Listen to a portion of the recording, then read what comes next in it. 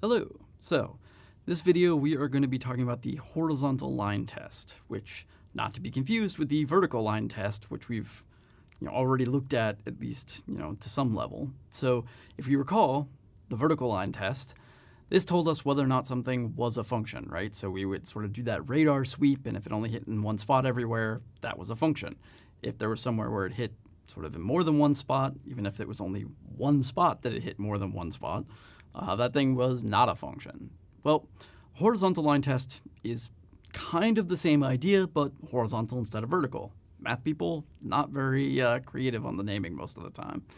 So the difference is that horizontal line test tells us whether or not something is sort of invertible, in the sense of whether or not, if we sort of try to invert that relationship, whether or not that thing is a function, right? Whether or not the inverse relation is itself a function. Now, in order to be a function, both directions, right? If we have a function or we have something that we want to be a function and its inverse to be a function, that tells us that we need f to be bijective, right? That's the one-to-one piece, or that idea that it is both injective and surjective. Now, geometrically, we can sort of check that injective piece, and that's usually the hard part, right? Like, it's not so bad to check whether or not something is a function most of the time, except that we need the graph piece, right? So that's what this sort of piece is for the vertical line test, right? This is the checking whether or not you have sort of one output per input. But we also want to know the sort of one output corresponds to one input. That's the injective property part, right? So we have the vertical line that's telling us if it's a function, then the horizontal line is telling us whether or not we can sort of go back and make something invertible. So in this case, we have g of x here. This thing passes the horizontal line test, meaning if I sort of radar scan with the horizontal line, this thing only hits it in one spot everywhere.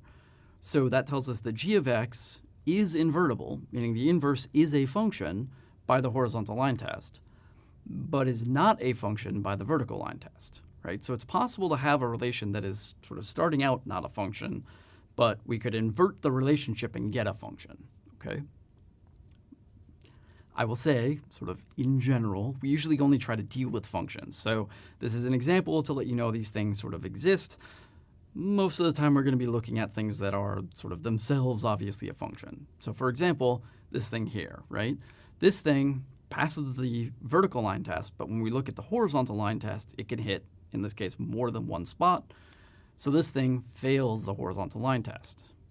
Now, that tells us that it's not invertible, but because it passed the vertical line test, that tells us that it is a function, right? So this is an example of something that is a function, but is not invertible, okay?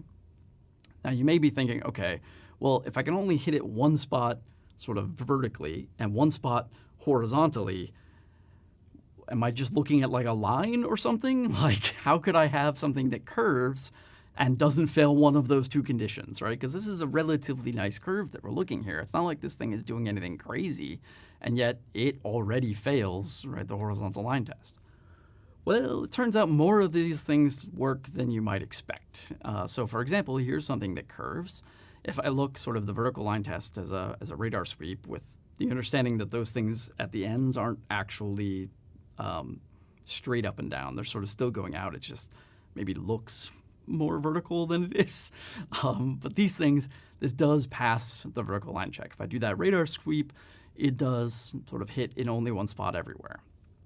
Moreover, if I do the radar sweep up and down, this also passes the horizontal line test. So this is an example of a function that has curves and is still invertible, right?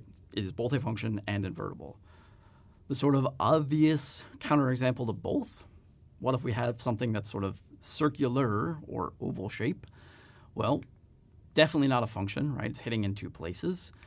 And it's definitely not invertible because when I do the horizontal, it also hits in two places, right? It's sort of, in some sense, pseudo-symmetric, meaning that, I could sort of squish it into a circle and then it would be perfectly rotationally symmetric.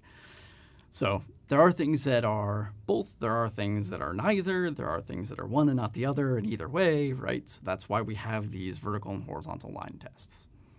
All right, so what did we do? Well, we talked about the sort of geometric idea of whether or not something is invertible. And that gave us this horizontal line test version, right? So much like the vertical line test with functions, horizontal line tests are this ability to see if we did invert the relation, right, by looking at the graph, whether or not that inverse would then be a function, okay?